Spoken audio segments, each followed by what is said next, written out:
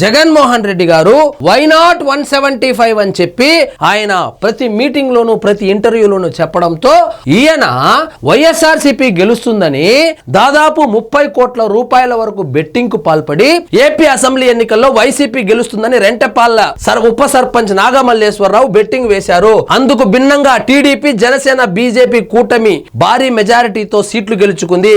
అయితే నగదు చెల్లించి తీవ్రంగా నష్టపోవడంతో ఉప సర్పంచ్ ఆత్మహత్య చేసుకున్నారు. ఇది ఒక వార్త. ఇక్కడ చూడండి, జూన్ 4 ఎవరు ముఖ్యమంత్రి అప్పుడు?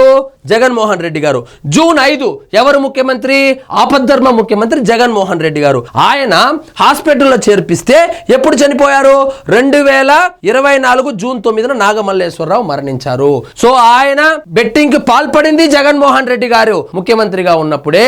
ఆయన బెట్టింగ్ ఓడిపోయింది జగన్మోహన్ రెడ్డి గారు ముఖ్యమంత్రిగా ఉన్నప్పుడే.